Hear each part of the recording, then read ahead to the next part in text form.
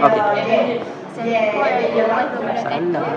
Hari ini saya buat meeting telurmu, telurku juga sama-sama kita jaga.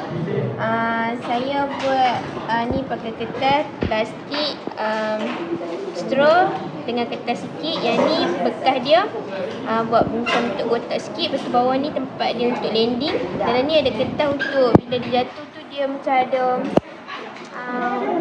macam pelampung lah.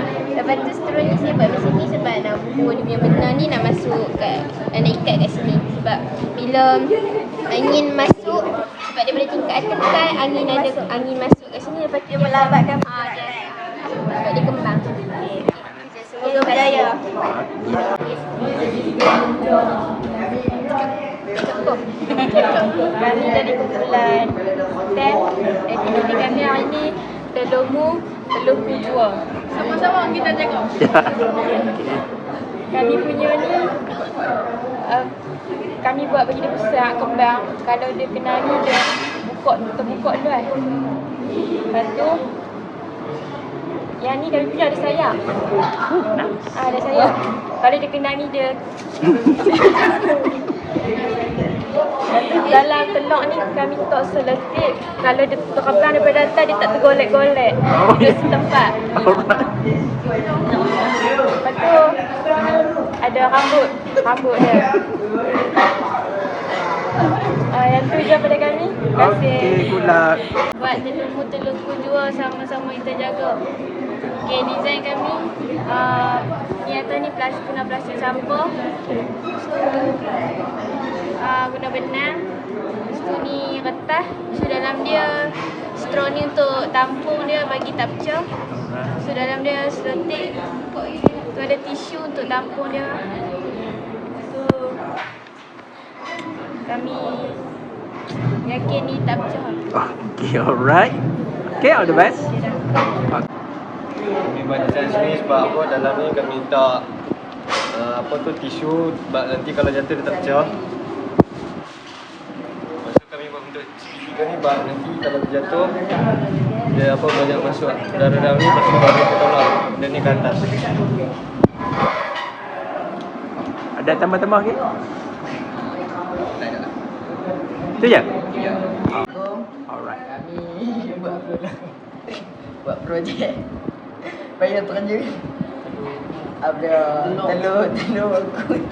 telurku juga. Lepas tu sama-sama kita jaga. Dalam dia ni kami buku tisu untuk bagi lapik dia kalau terjatuh. Tajam ni sebab terjatuh dia ada macam pelindung sikit.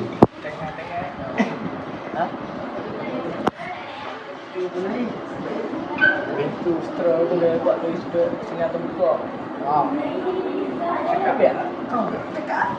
Kami buat straw ni bagi cepat. Bagi dia buka tenang. Okay. So, bila pasang parachute tu apa kelebihan dia? Kenapa pasang parachute? Parachute ni bagi dia melambatkan semasa dia turun tu. Ya. Baik ya. Okey, mas.